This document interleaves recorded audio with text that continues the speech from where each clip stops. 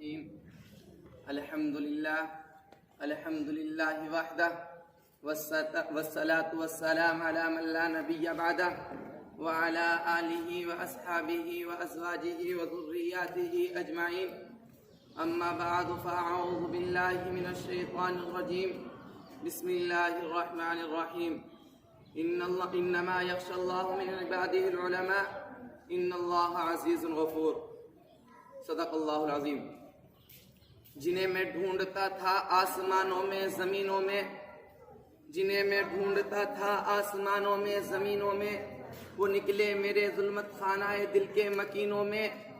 جلا سکتی ہے شمع گفتہ کو موج نفس ان کی، الہی کیا چھپا ہوتا ہے اہل دل کے سینوں میں.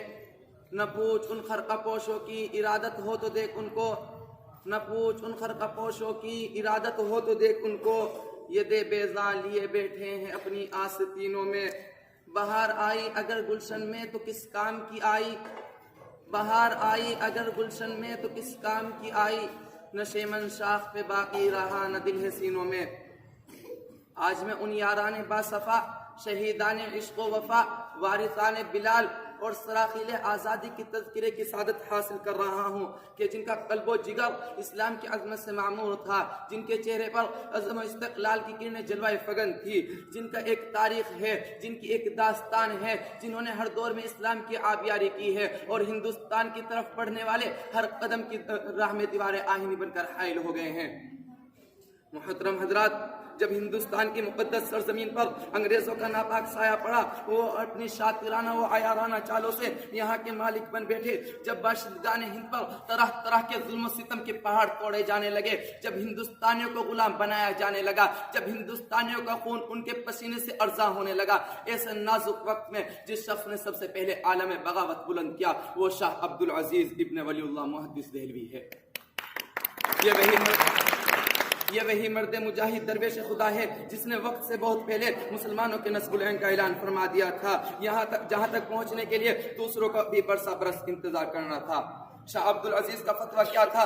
گویا ایک برق بے اما تھا جو دشمنوں کی نخل تمنا پہ گر پڑی. انگریزوں کی نیندیں حرام ہو گئی، جگہ جگہ آزادی کے شعلے بھڑکنے لگے، جگہ جگہ آزادی کے پرچم لہرانے لگے اور حوصلوں نے انگڑائیاں لینی شروع کر دی.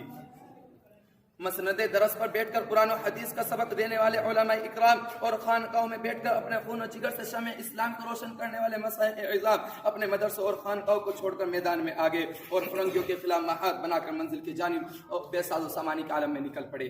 اور میں اکیلا ہی چلا تھا جانب منزل مگر، اور میں اکیلا ہی چلا تھا جانب منزل مگر، راہ رو آتے گئے اور کارواں بنتا گیا کہ مصداق بن گئے. محترم حضرات، یہ واقع ہے کہ اگر ہندوستان کی جنگ آزادی میں علماء اکرام حصہ نہ لیتے تو ہندوستان کبھی بھی آزاد نہ ہوتا اور ہمیں یہ سراخیل آزادی کے تذکرہ حاصل نہ ہوتا، اور یہ تحریک آزادی نہ چلتی، تحریک بالا کوٹ نہ چلتی، تحریک ریشمی رومال نہ چلتی اور ہندوستان چھوڑو کے نعرے نہ لگتے. الغرض علماء اکرام نے اپنے مقدس لہو سے شجر آزادی کو سینچا اور پروان چڑھایا ہے. چنانچہ 1857 عیسوی کی جنگ آزادی میں 2 محاذ بنائے گئے. ایک محاذ امبالہ پر جس کی قیادت حضرت مولانا جعفر تھانسری کے پاس تھی، دوسری محاذ شاملی پر جس کی قیادت حضرت حاجی امداد اللہ مہاجر مکی کے پاس تھی. اس جنگ میں بڑے بڑے علماء صلحاء شہید و زخمی ہوئے. اسی جنگ میں مولانا نانوتوی زخمی ہوئے، اسی جنگ میں حضرت گنگوہی زخمی ہوئے، اسی جنگ میں حضرت حافظ دامن شہید ہوئے.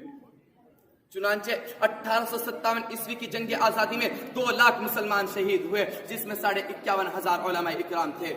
دہلی کے اندر 500 علماء کو تختہ دار پر لٹکایا گیا. بہرحال جب اس جنگ آزادی میں وسائل کی قلت اور اپنوں کی غداری کی وجہ سے بہرحال اس جنگ میں اور ہمیں غلبہ حاصل ہوا، فرنگیوں کا غلبہ حاصل ہوا، تو وائسرائے برطانیہ نے ہندوستان میں رہنے والے اپنے مشیروں سے رائے طلب کی کہ بتاؤ انگریزوں، ہماری حکومت ہندوستان میں کیسے قائم رہ سکتی ہے؟ تو اس دور میں ہندوستان میں رہنے والے سب سے بڑے سیاستدان ڈاکٹر وسیم میور نے جو رپورٹ پیش کی اس میں لکھتا ہے کہ ہندوستان میں بیدار صرف مسلمان ہیں، ہندوستان میں جنگ آزادی صرف مسلمان نے لڑی ہے. مسلمان نے جب تک جذبہ جہاد موجود ہے اس وقت تک ہم لوگ ان پر حکومت نہیں کر سکتے. اس لیے جذبہ جہاد کو ختم کرنا بہت ضروری ہے، اور جذبہ جہاد سے پہلے ختم کرنا ایک اور چیز کو ختم کرنا بہت ضروری ہے، اور وہ چیز ہے ہندوستان سے علماء اکرام کو اور قرآن کو ختم کر دیا جائے. चुनांचे 1861 ईस्वी में 3 लाख कुरान करीम के नुस्खे बदबख्त अंग्रेजों ने चलाए। उसके बाद उलमा इकराम को खत्म करने का फैसला किया। अंग्रेज मुवर्रख मिस्टर एडवर्ड टॉमसन अपनी याददाश्त में लिखता है कि 1864 से लेकर 1867 ईस्वी तक अंग्रेजों ने उलमा को खत्म करने का फैसला किया। ये 3 साल हिंदुस्तान की तारीख के बड़े अलमनाक साल हैं। इन 3 सालों में अंग्रेजों ने 14,000 उलमा इकराम को तख्ता दार पर लटकाया। टॉमसन कहता है कि दिल्ली की चांदनी चौक से लेकर खैबर तक कोई दरख्त ऐसा न था जिस पे उलमा इकराम की गर्दनें न लटकी हुई हो।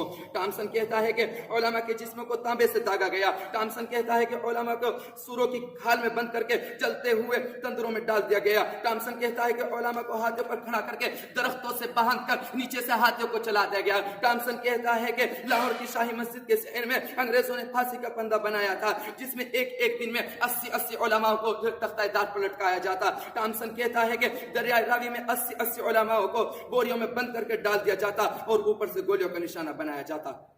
टॉमसन कहता है कि दिल्ली में जब मैं अपने खेमे में गया तो मुझे मुर्दार की बू महसूस हुई। मैं खेमे के पीछे की तरफ चला गया तो मैं क्या देखता हूँ कि अंग्रेजों ने 40 उलमाओं को पकड़ रखा है, उनके कपड़े उतार रखे हैं और उन्हें देखते हुए अंगारों पर डाला जा रहा है। फिर 40 को और पकड़ के लाया जाता है और उनसे कहा जाता है कि जिस तरह इन्हें जला दिया गया तुम्हें भी जला दिया जाएगा। तुम में से कोई एक शख्स सिर्फ एक मर्तबा ये कह दो कि 1857 की जंग आजादी में हम मौजूद नहीं थे। टॉमसन कहता है कि मुझे पैदा करने वाले की कसम उन 40 के 40 जल के राख हो गए, लेकिन किसी एक ने भी अंग्रेज के सामने गर्दन न झुकाई।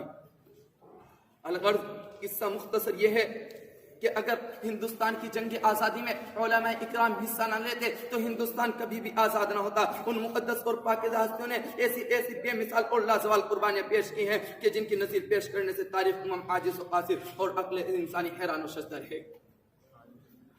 आज हमें इस बात पर फख्र है कि हमारे उलमा इकराम ने और हमारे असलाफ ने हिंदुस्तान के साथ वफादारी और उसके लिए जानिसारी की ऐसी सबूत पेश किए कि अंगश्त बदे निदा है ज़मीं चांद सितारे, कि अंगश्त बदे निदा है ज़मीं चांद सितारे, नहीं मिन्नते कशे ताबे शुंदे ने दासता मेरी, खामोशी गुफ्तगू है बेजुबानी जुबा मेरी, नहीं मिन्नत कशे ताबे शुंदे ने दासता मेरी, खामोशी गुफ्तगू है बेजुबानी जुबा मेरी। उठाए कुछ वक्त लाला ने, कुछ नरगिस ने, कुछ गुल ने, चमन में हर तरफ बिखरी हुई ये दास्तां मेरी।